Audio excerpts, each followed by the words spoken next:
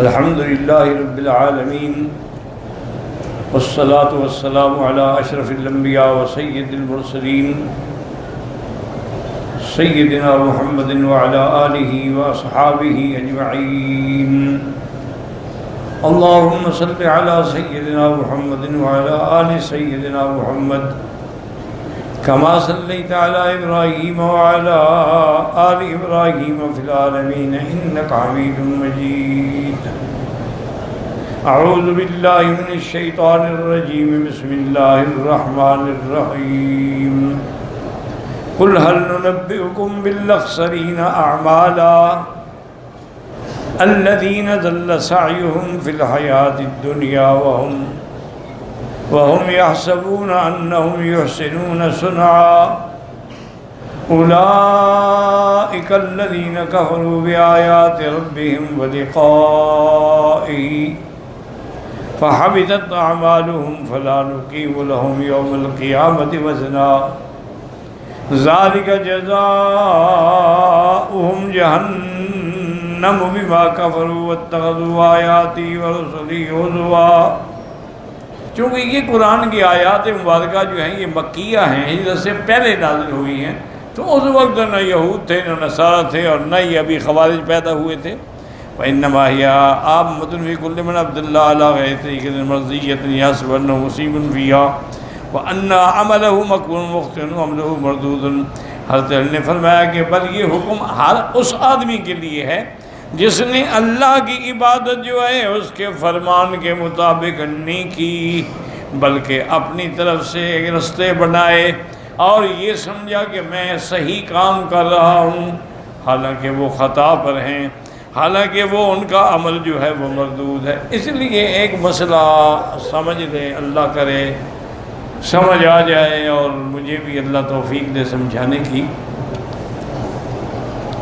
علماء نے لکھا ہے کہ جتنا بڑا گناہ گار کیوں نہ ہو، زانی ہے، شرابی ہے، ڈاکو ہے، قاتل ہے، اس سے یہ توقع ہو سکتی ہے کہ وہ توبہ کر لے اور اس کی توبہ بھی اللہ منظور کر لے، کیونکہ توبہ ایک ایسی نعمت ہے کہ جس سے گناہ مٹ جاتے ہیں، دھل جاتے ہیں. حتیٰ کہ صحیح حدیث میں ہے، میرے آقا کا فرمان ہے کہ الطائب من الذنب کمن لا ذنب لہ. اگر کسی نے اپنے گناہ سے توبہ کی تو گویا اس نے گناہ کیا ہی نہیں. اور ایک حدیث میں اور بھی بات آئی کہ جب آدمی توبہ کرتا ہے، دیکھیں نا ہمارے دو فرشتے بیٹھے ہیں کرامن کاتبین، ایک دائیں طرف ایک بائیں طرف. دائیں والا نیکیاں لکھتا ہے، بائیں والا گناہ لکھتا ہے. اگر ہم گناہ کرتے ہیں تو دائیں والا اس کو کہتے ہیں یار ذرا جلدی نہ کرو لکھنے میں، تھوڑا صبر کرو. وہ کہتے کیوں؟ کہتے ہو سکتا ہے توبہ کر لیں. تو وہ وقت دیتے ہیں، لیکن جو ڈوبے ہوئے ہیں وہ کہاں توبہ کرتے ہیں ماں سوا اللہ کی توفیق کے. اچھا اگر توبہ کر لے تو پھر فرشتے سوال کرتے ہیں اللہ سے، میرا اللہ اس بندے نے اس گناہ سے توبہ کر لی، آپ نے معاف کر دیا. تو ہم لکھ رہے کہ یہ گناہ کیا تھا، اس کے آگے توبہ بھی لکھ رہے. اللہ نے فرمایا نہیں گناہ لکھو ہی نہیں، مٹا دو بس. جب اس نے توبہ کر لی ہے تو گناہ تو مٹ گیا. لیکن یاد رکھیں کہ توبہ کی شرائط ہیں، توبہ کرنا بھی سیکھ لو. آج اللہ کے حرم میں آئے ہو تو کچھ سیکھ کے جاؤ، کچھ اعمال اپنے درست کر لو.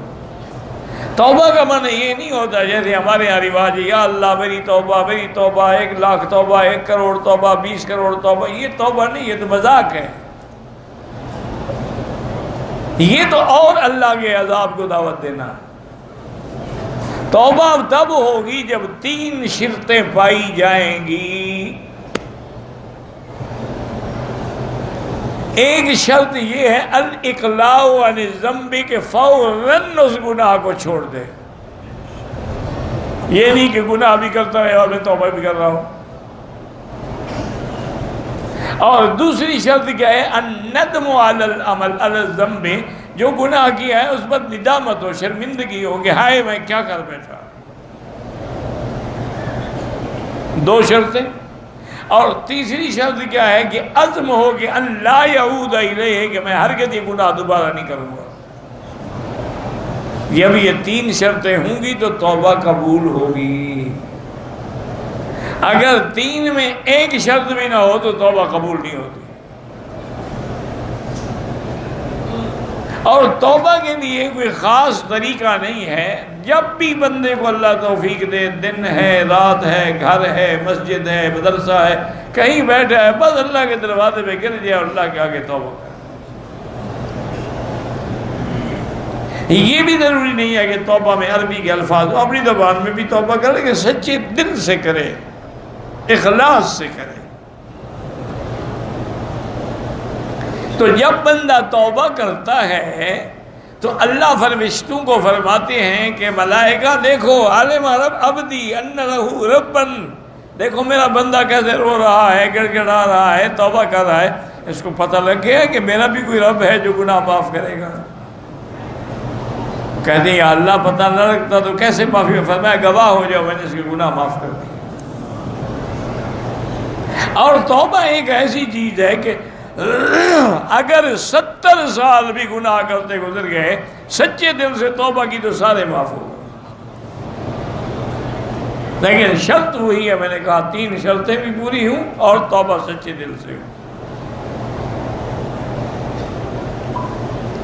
اب سمجھیں دوسری بات جو میں نے کہنی تھی وہ یہ ہے کہ ہر برے عمل والا توبہ کر لیتا ہے، لیکن بدعتی جو ہیں ان کو توبہ نصیب ہی نہیں ہوتی۔ کیا وجہ اس کی؟ کیا مثلا دیکھو میلاد مناتے ہیں، 11ویں شریف کرتے ہیں، عرس شریف مناتے ہیں، قبروں پہ 9 راتیں بیٹھتے ہیں، اس کی توبہ کیوں نہیں ہوتی؟ کہ وہ تو نیکی سمجھ کے کر رہے ہیں۔ نیکی سے کون توبہ کرتا ہے؟ توبہ تو گناہ سے کرتا ہے آدمی۔ اس نے تو یہ سوچا ہوا ہے نا کہ میں نیک عمل کر رہا ہوں، میں بزرگ کو راضی کر رہا ہوں، اور میں اس کے خیرات کر رہا ہوں، صدقہ کر رہا ہوں، اس کے نام پہ میں دودھ تقسیم کر رہا ہوں، میں حضور کی محبت میں میلاد منا رہا ہوں۔ تو اس سے جب وہ اس کو اچھا سمجھتا ہے توبہ کیسے کرے گا؟ تو نتیجہ یہ نکلتا ہے کہ بدعتی اسی بدعت میں مر جاتا ہے، لیکن توبہ نصیب نہیں ہوتی۔ الا قلیل من عبادی الشکور، بہت تھوڑے ہیں جن کو اللہ والوں کی صحبت میسر آ جائے۔ ورنہ یہ ہے، یہی قرآن کہہ رہا ہے کہ وَهُمْ يَحْسَبُونَ أَنَّهُمْ يُحْسِنُونَ صُنْعًا، ان کو تو گمان ہے کہ ہم اچھا کر رہے ہیں، جب اچھا کر رہے ہیں توبہ کیوں کریں؟ نتیجہ یہ نکلتا ہے کہ ان عمل برباد ہو جاتے ہیں، اور قیامت کے دن ان کے عمل کا کوئی ڈھیلے کے برابر بھی وزن نہیں ہوتا۔ اس لیے حضرت علی نے بڑا عجیب فیصلہ فرمایا، یہ کسی پارٹی کے لیے نہیں ہے، یہودی نصرانی نہیں، ہر وہ آدمی جو اللہ کی عبادت اپنے عقل سے کرتا ہے۔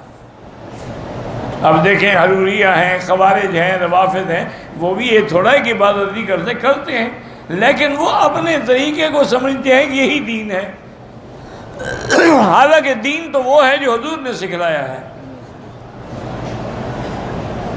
اگر حضور کے حکم کی خلاف ورزی ہو تو اب دیکھیں نا، آپ نماز پڑھ رہے ہیں، کعبہ شریف سامنے، اگر آپ ادھر رخ کر لیں نماز نہیں ہوگی، حالانکہ سارے کام آپ نے کیے، قیام بھی ہے، قعود بھی ہے، سجود بھی ہے، رکوع بھی ہے، لیکن کعبے سے پھرا ہوا ہے، تو نتیجہ کیا نکلے گا؟ کہ نماز نہیں ہوگی۔ آپ سارے عمل کر لیں لیکن 9 تاریخ کو عرفات نہ جائیں، حج نہیں ہوگا۔ جب تک حضور کے حکم پر نہیں چلو گے اور آپ کے فرمان کے مطابق عمل نہیں کرو گے، وہ اللہ کبھی قبول نہیں کرتا۔ اللہ اعلم۔